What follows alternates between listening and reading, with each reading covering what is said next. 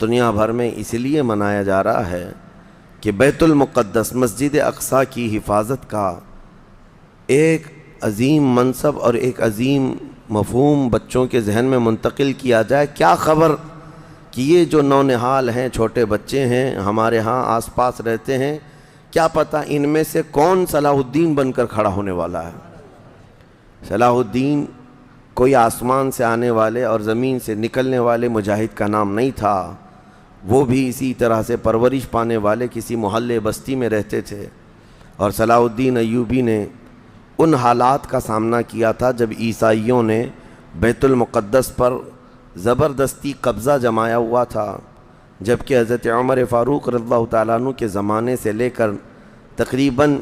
400 سال تک بیت المقدس پر اذانیں ہوتی رہیں، نمازیں ہوتی رہیں، اور صرف ان عیسائیوں کو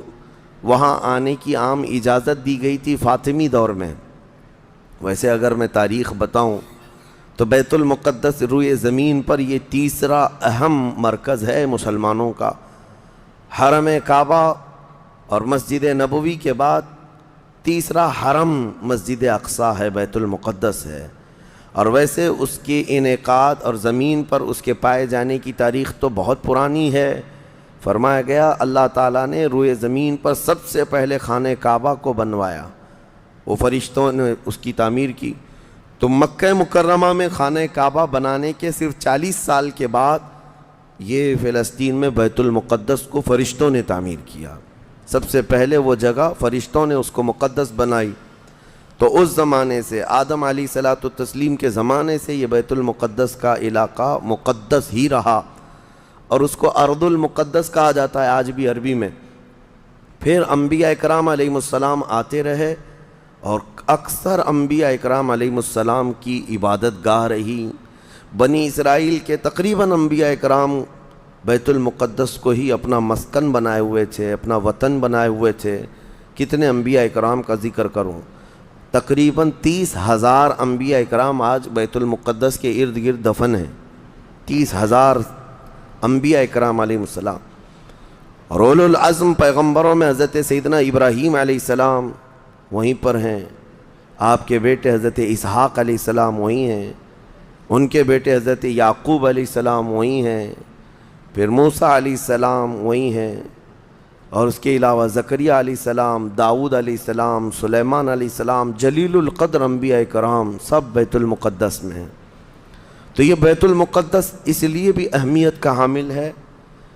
کہ مسلمانوں سے پہلے یعنی انبیاء کرام علیہ السلام کے دور میں یہ مرکز رہا، قبلہ رہا اکثر امتوں کا۔ تو یہودی جو ہے چونکہ ان انبیاء کرام کے فالوورز میں آتے ہیں، حضرت ابراہیم علیہ السلام کے، حضرت اسحاق اور حضرت یعقوب علیہ السلام کے، تو ان کے لیے بھی یہ مقدس تھا۔ اور پھر مزے کی بات یہ ہے کہ حضرت بی بی مریم کی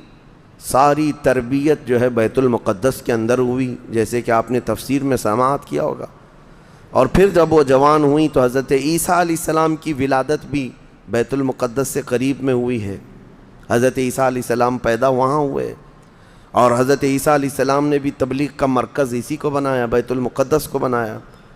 تو دنیا کے پرانے مذاہب میں، پرانے دین میں یہودیت جو ہے ان کے لیے بھی وہ مقدس ہے، عیسائی جو ہیں ان کے لیے بھی وہ مقدس ہے، پھر اسلام کے لیے اس لیے بھی مقدس ہے کہ اصل ابراہیم علیہ السلام کے دین پر اب نہ یہودی باقی رہے نہ عیسائی باقی رہے، بلکہ صرف مسلمان باقی رہے، کیونکہ ابراہیم علیہ السلام نے شرک اور کفر کی تعلیم نہیں دی تھی، وہ تنہا اللہ رب العزت کے موحد تھے، اللہ کی وحدانیت انہوں نے اس وقت پھیلائی، اور اس دین پر آج کوئی قائم ہے تو وہ مسلمان ہے۔